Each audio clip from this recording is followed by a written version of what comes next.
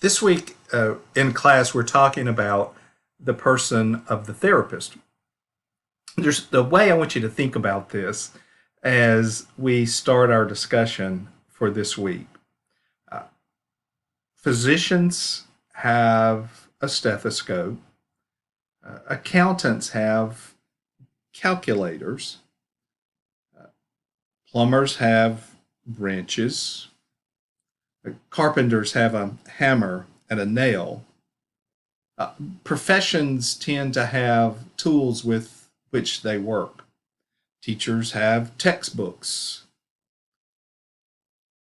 But as counselors, when it comes right down to it, all we have as counselors is ourself, who we are, how we are put together, our comportment, our personality, our temperament, what we are as a person.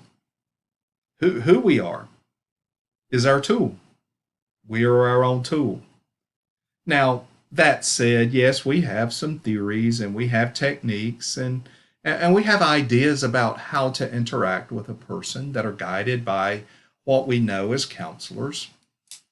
But the reality is that all we have, our tool as a counselor, is ourself. And that's why I think counseling is so unique as a profession. I've kind of alluded to that before in some of our discussions and prompting you in your thinking. Uh, there's not a lot of professions like that. Ministry is much like that. Yes, I understand as ministers we have the presence of the Holy Spirit, and we've even talked about that. Several of you in your remarks this week about articles and those kinds of things have talked about the presence of the Holy Spirit and the things that we do being guided by the Holy Spirit. And that is certainly true. And that is one of the distinctive parts of being involved in Christian counseling and the integration process as we talk about it. And that is that it is something that for us is superintended and guided by God. And that certainly makes it different as Christians as we seek to counsel those who come to us. And that is surely a very important thing in the counseling.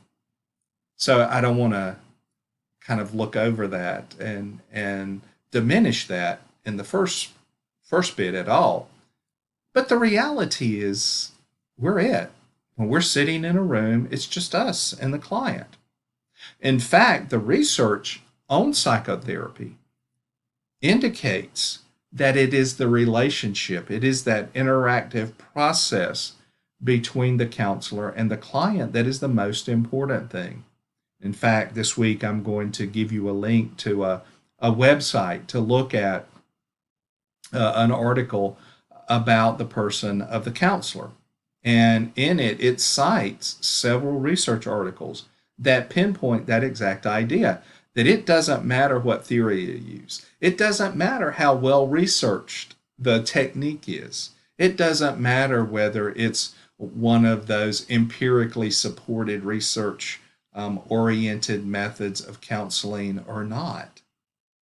What matters is the relationship and the nature and quality of the relationship in counseling. And that's dependent upon who the counselor is. It is dependent upon the qualities and characteristics of our lives. That's it, pure and simple.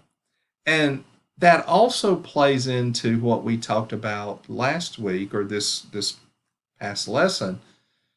And that is that because we are who we are, and we are the ones with our person, with us in the room with another person, that also makes this toxic and potentially harmful to us if we aren't careful.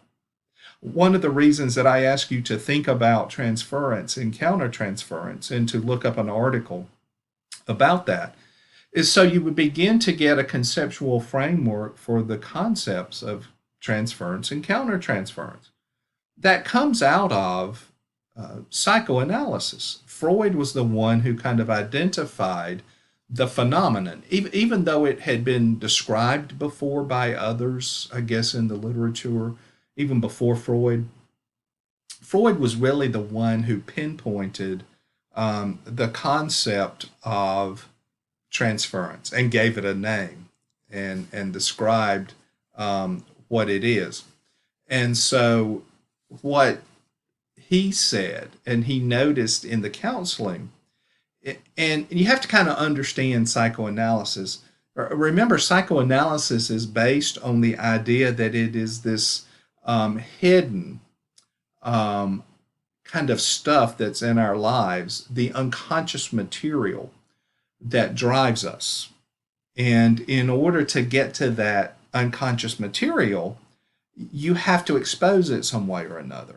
And that's why most of the techniques in psychoanalysis have to do with ways to project the internal unconscious material into the present, like word association, dream analysis, as well as transference.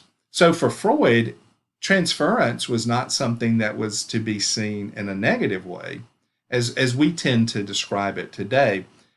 In counseling today, we tend to look at transference and countertransference as unhealthy kinds of projections of the client onto the therapist, and then vice versa, the therapist onto the client, and things to some extent be avoided today.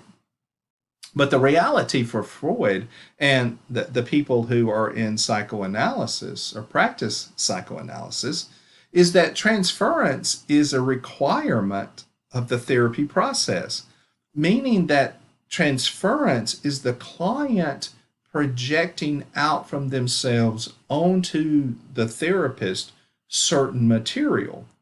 And then the therapist would interpret that material that was projected. So if it was a sense of anger at the therapist, then it would somewhat possibly be maybe an interpretation of the client's anger at their father, perhaps, or some interpretation like that. So you can kind of see how that would work. But the reality is, when you understand that, in the counseling relationship, all there is the give and take between the client and the therapist.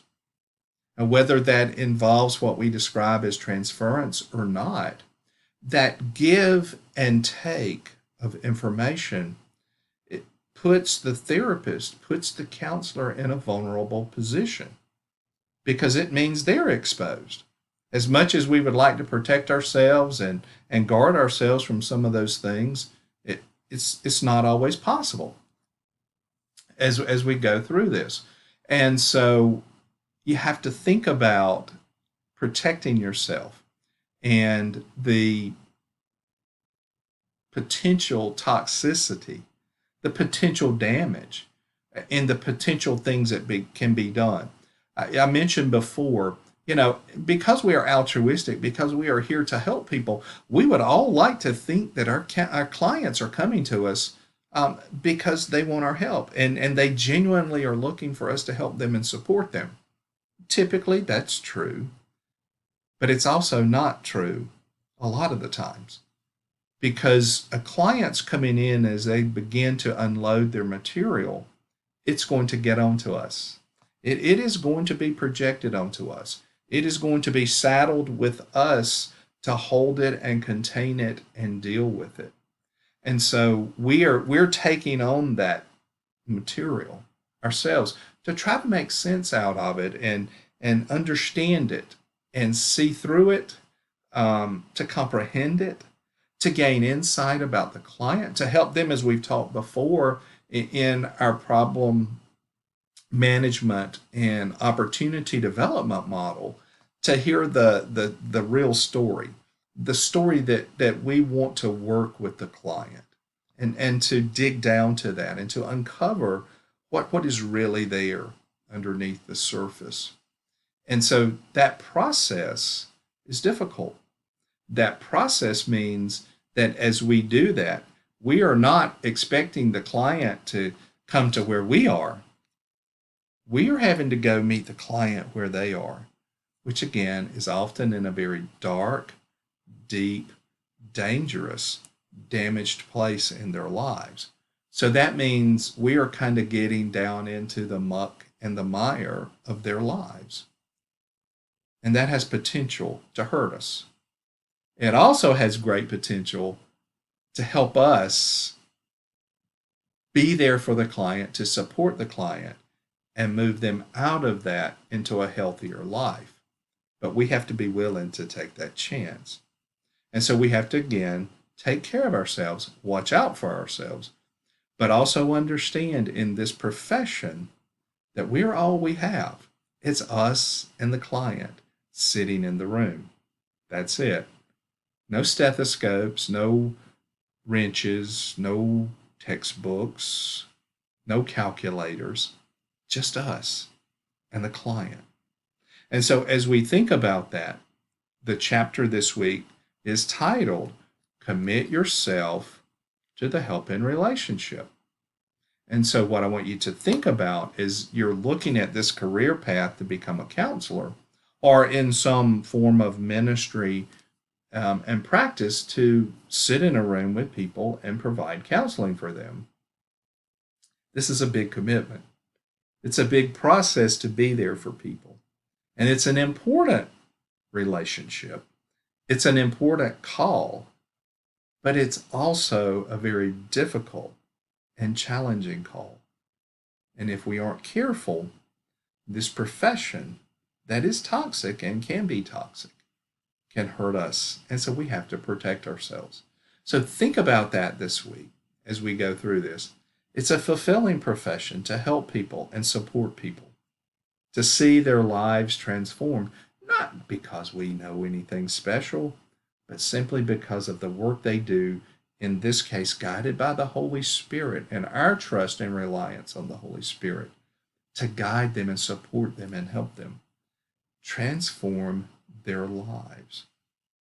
And so for us to be there, that therapeutic presence, as the book chapter calls it, is so important. And so this week, as we go through this, I want you to remember how important it is to think about yourself as the counselor and the tool that you will be as you sit in that room with your clients.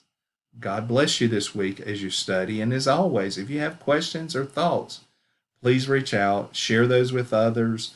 I'm impressed with the dialogue that's taking place and the things that people are kind of noting. And I hope that you are beginning to get settled in with the coursework and the syllabus. If you do have questions, reach out. Take care and have a great week.